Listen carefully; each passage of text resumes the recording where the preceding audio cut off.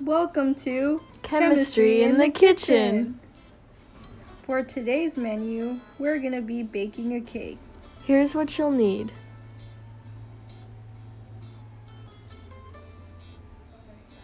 A bowl, The cake mix, a measurement cup, some oil or butter, some eggs. That's it. Preheat your oven to 350 degrees. Baking a cake is an endothermic reaction, which means that it requires heat. The cake mix contains baking soda, which becomes sodium carbonate, water, and carbon dioxide, as shown in this chemical equation. Baking powder, which is baking soda with an additional acidic salt, releases carbon dioxide twice during the baking process, once when it hits water and again when it reaches a certain temperature in the oven. When flour and water mix together, the proteins in the wheat, glutenin, and gliadin bind together to form strands of gluten. The salt helps to draw water out of the yeast so that it doesn't get out of control. The negative charge of the salt helps balance out the positive charge so the gluten forms nicely.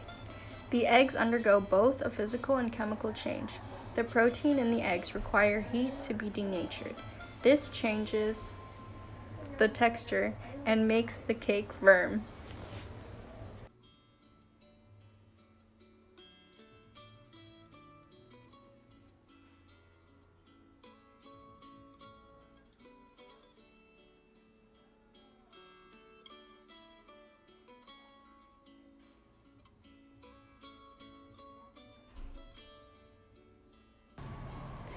The oil is a fat with hydrophilic properties. It coats the proteins in flour and prevents it from forming with water and producing too much gluten, which would make the texture of the cake too tough.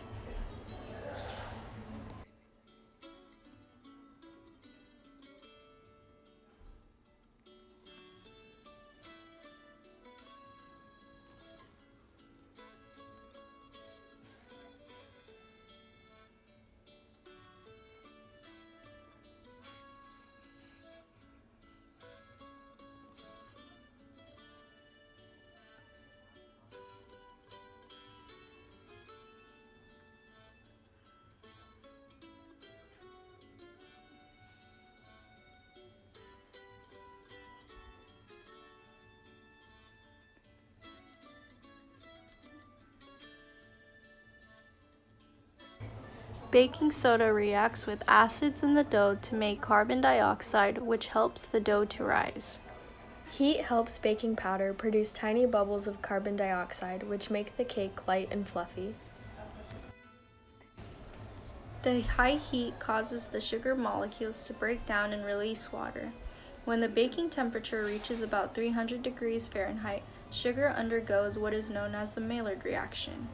This is when the sugar binds with amino acids and gives the cake its golden brown color.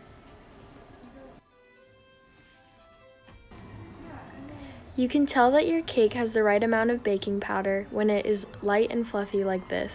Notice the air bubbles caused from the carbon dioxide.